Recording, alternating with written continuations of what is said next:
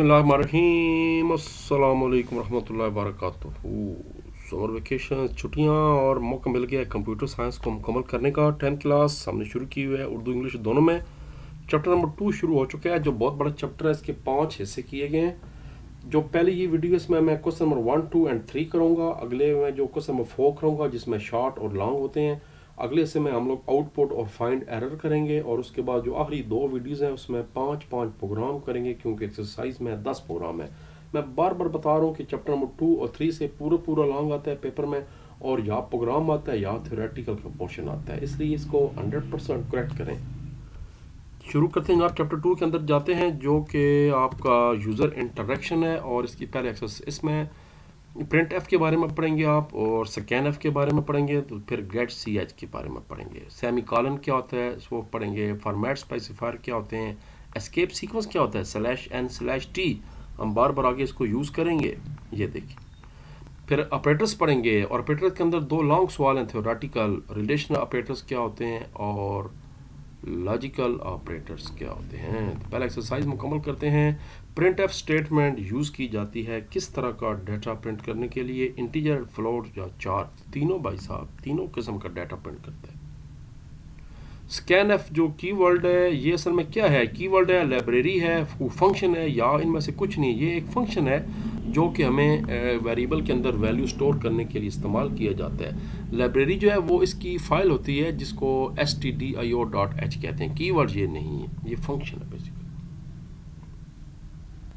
Gate C H जो है वो कैरेक्टर यूज़र जो है ना वो लेता है कीबोर्ड से, और जो यूज़र कैरेक्टर को क्लिक करता है उसके बाद अगला प्रोग्राम खुद ब खुद ही चल पड़ता है।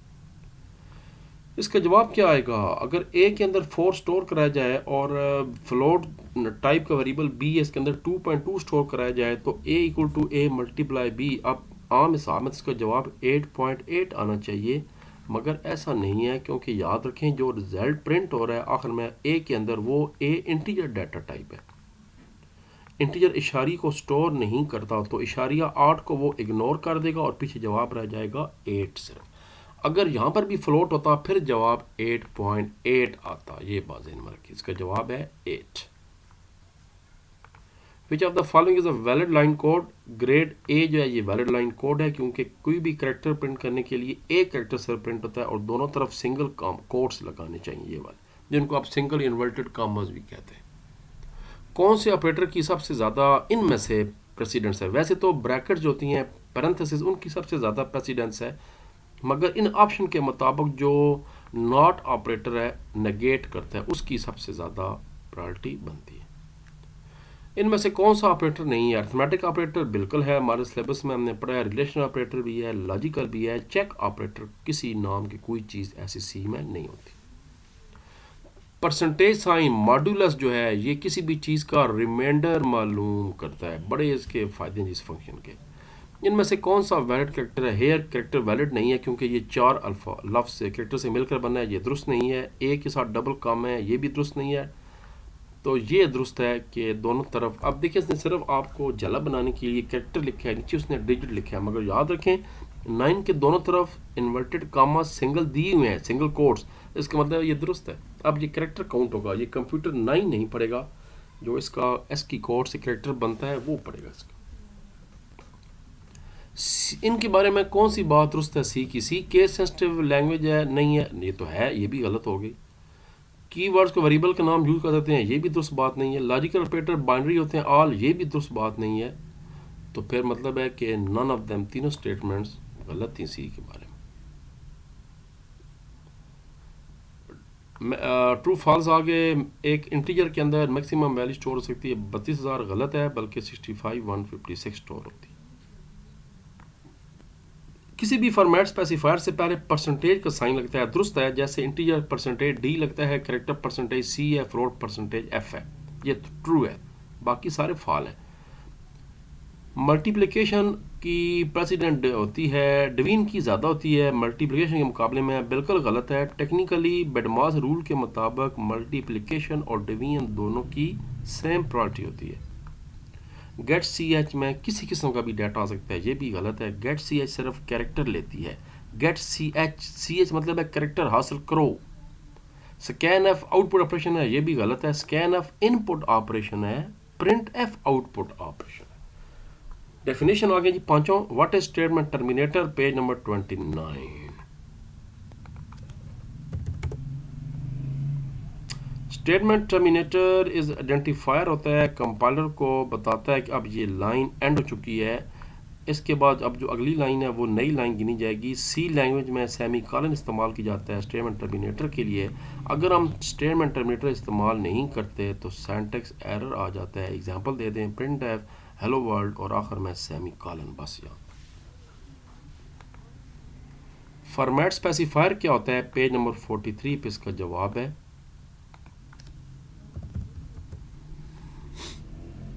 समरी के अंदर format specifiers are used to specify formats of data type during input and output operations। ये हमें बताते हैं कि किस तरह का डाटा दिया जाना है। अगर डाटा इनपुट है तो परसेंटेज, अगर डाटा इंटीजर है तो परसेंटेज डी लगेगा, अगर डाटा फ्लोट है तो परसेंटेज एफ लगेगा, अगर डाटा कैरेक्टर टाइप है तो परसेंटेज सी लगेगा। They are always preceded by a percentage sign लगाना जरूर। आगे बता रहा हूँ, या डी लगेगा या एफ या सी लगेगा। ये तो बुनियादी हैं, और भी ज़्यादा होते हैं जो आप 12वीं में पढ़ेंगे। What is escape sequence, page number 29 पे जवाब है एस्केप सीक्वेंस का।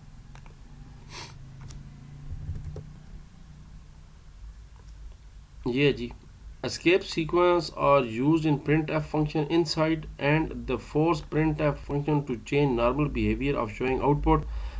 और यहाँ पर करने के बाद एग्जांपल दे दें, जैसे print F my name is Ali, और इसका जो आउटपुट है वो आ जाएगा माई नेम इज़ अली।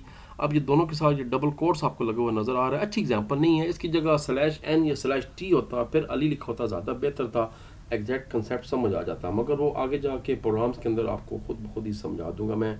आगे हम इस तरह के प्रोग्राम करने जा रहे हैं जिसमें फॉर एस्केप सी को इस्तेमाल हो रहे हैं। ये बैक स्लैश के साथ उसके साथ एन टी या कोई भी चीज़ लगती है। चौथा सवाल है, स्कैन एफ का क्या आप डिफाइन करें। पेज नंबर 26 पे इसका जवाब है।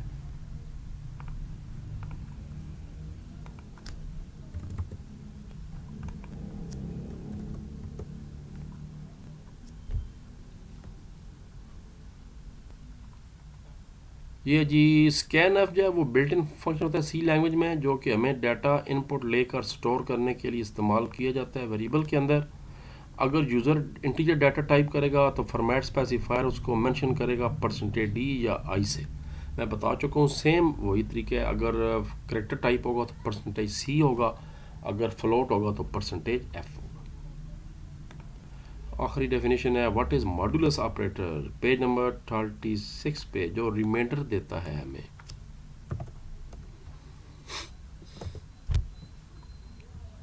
लो जी, मॉडुलस ऑपरेटर परसेंटेज को डिवीजन की परफॉर्म करने के इस्तेमाल होता है। इसमें जो आपका राइट ऑपरेंड होता है वो रिटर्न हो जाता है after that division. Modulus operator हमेशा इंटीजर पे काम करते हैं, याद रखें, इशारी में काम नहीं करते। जैसे इंटीजर रिमेनिंग 14 परसेंटेज 3, अब 14 को 3 पे डिवाइड किया जाएगा तो जवाब आएगा आपका जनाब 3 चौके 12, और तकरीबन ये बच जाएगा, ये कोई इशारी में आ जाएगा 4.6666 ऐसे करके आएगा। लेकिन परसेंटेज की वजह से 3 चौके 12, 14 में से 12 निकालें, जवाब 2 बचता है। जो रिमाइंडर है वो आपको वापस किया जाएगा। The variable remaining is 2। अब आपको समझ आई है कि ये कितना शानदार मॉडुलस ऑपरेटर, ये सारा बताना हाईलाइट किया मैंने। तो ठीक है जी, मिलते हैं जनाब अगली वीडियोस के साथ जिसमें हम इसका सेकंड पोर्शन करने जा रहे हैं। अजान भी होने लगी है, नमाज पढ़ते हैं।